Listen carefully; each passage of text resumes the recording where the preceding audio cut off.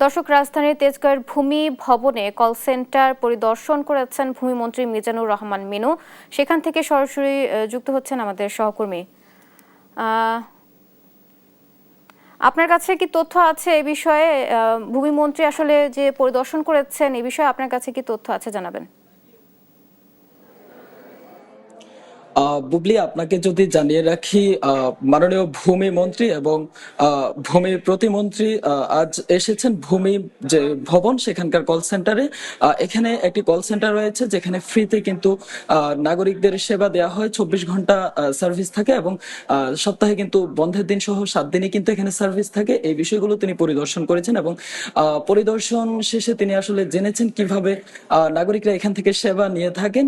পরবর্তীতে তিনি সাংবাদিকদের বিভিন্ন প্রশ্নে তিনি জানিয়েছেন যে আসলে যে ভূমি মন্ত্রণালয়ের যে মন্ত্রণালয়টি রয়েছে যার দায়িত্বে তিনি গিয়েছেন, সেই ভূমি মন্ত্রণালয় কিন্তু পূর্বে কিন্তু খুবই এটিকে প্রশ্নবিদ্ধ একটি মন্ত্রণালয় করে রেখেছে এবং তিনি নতুন এই মন্ত্রণালয়ে বসেছেন।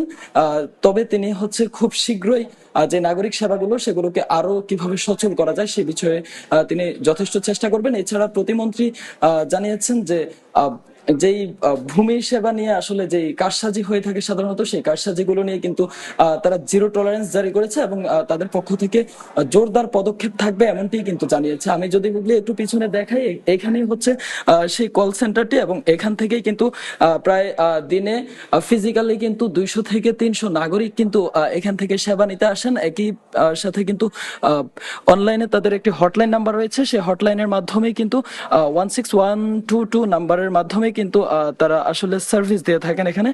তেমনটি কিন্তু আমরা দেখছি। বুবলি, যদি দেখায় এখানকার যদি কল সেন্টারে যারা রয়েছেন তাদের একজনের সাথে যদি কথা বলে আপনাকে একটু জানাই যে আসলে তারা কিভাবে সার্ভিস দিচ্ছেন। শেষ করে দেব। আমি যদি একজনের সাথে একটু কথা বলে জানাই আসলে কিভাবে সার্ভিস দিচ্ছেন। জি, ধন্যবাদ আপনাকে। এক্ষেত্রে আমাদের বর্তমানে আমাদের এখানে যে কল সেন্টার রয়েছে, আমরা সাধারণত ভাবে নাগরিক ভূমি সেবা কেন্দ্র রয়েছে এবং কল সেন্টার রয়েছে। ভূমি সেবা সহায়তা থেকে বলছি।